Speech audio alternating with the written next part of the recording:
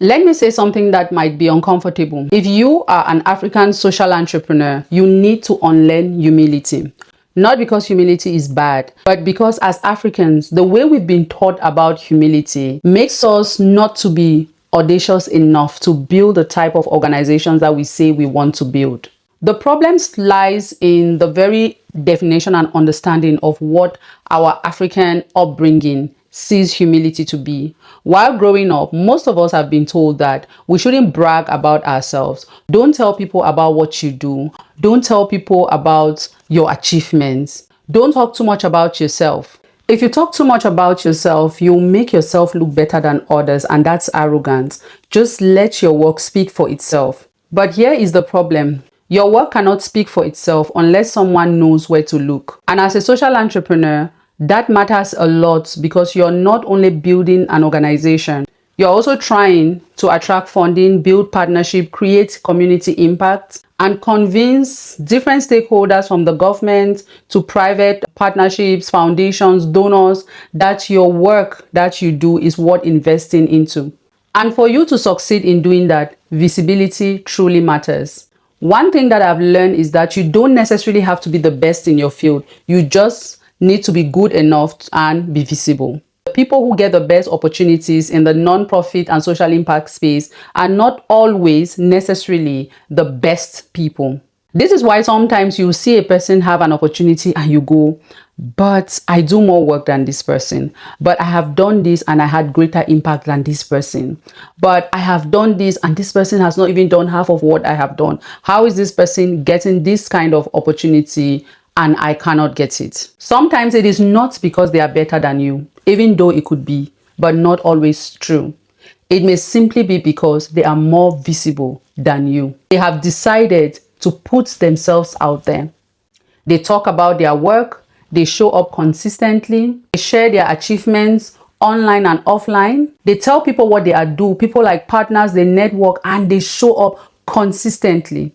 So every time an opportunity pops up, there's somebody in some room somewhere who remembers them for the work that they are doing and reaches out to them to give them such an opportunity. I'm going to share a story with you all that I've shared on TikTok before. A few years back, I was scrolling on Facebook and I came across a message that had been sent to me by someone working with a donor organization. And they were telling me that they've seen the work that we do at Girls Excel. They've been following our Facebook page. We are sharing a lot of activities and all of that. And they are working with a donor organization. They have a grant available and they want to give it to small, credible organizations to implement funding. Of course, I was excited, and then they asked me to submit a concept note. I did, and fast forward to a couple of proposals submitted, back and forth with budgets, agreements, contracts were signed, and voila, we got the grant. And for a period of 6 months, we implemented the project. Now imagine if I had been a person that says to myself that, oh, I don't want to show too much about myself. I don't want to talk about Girls Excel. I don't want people to know that I work for Girls Excel. I don't want people to, if they want to see it, my work is going to speak for myself. Imagine that I had that kind of reasoning and I wasn't pushing for our activities to be shared online. We would probably never have had that funding. Remember, that message did not come because the person knew me.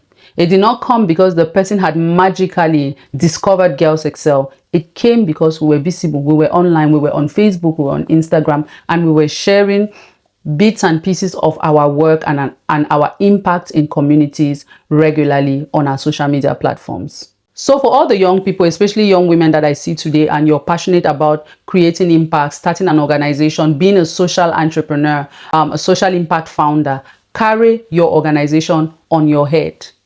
Carry your mission and your vision on your head. Do not let anybody tell you otherwise. Do not be humble. Don't be humble. I am not saying that go about being arrogant and being a horrible person. No, but don't be that kind of African humility that makes you too scared to be audacious.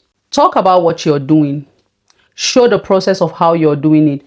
Feel confident to talk about your challenges. That is what will make you relatable to many other social entrepreneurs that are in the same space and having the same challenges and struggles with you. Talk about your wins. Show them how you're doing what you're doing and the impact and the outcome and the results that your actions are leading to.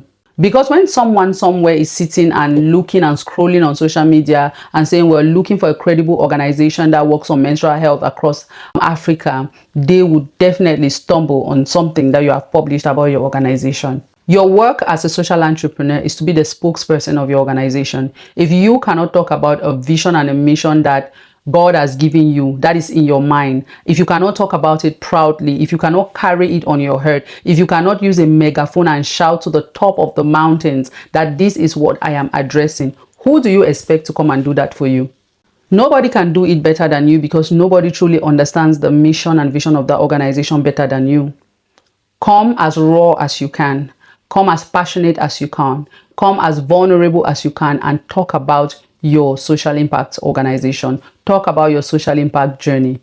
Audacity is something I think that we as African founders need to develop, because this space is mentally brutal. You are trying to build a world that at the time that you're starting is only existing in your head. So it is a brutal journey. It's a lonely journey. You don't have to wait until you feel ready. Start where you are. Do not wait for a website to be ready. Do not wait to have your first grant to be ready. Do not wait to be able to employ 10 people to be ready.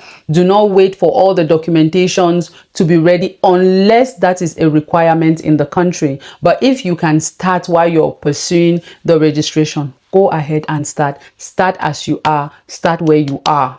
Tell the story of what you're building while you're building it. So I'm going to end this video by saying that if you are an African founder or an aspiring African founder, you cannot afford to be humble and at the same time be ambitious. It's very, very difficult to maintain the two. You can be kind and still be bold. You can celebrate other people and still talk about your own achievements. You can give credit to the work that your amazing team is doing and still take up space. And definitely you can be proud of what you're building without feeling like you're better than any other person.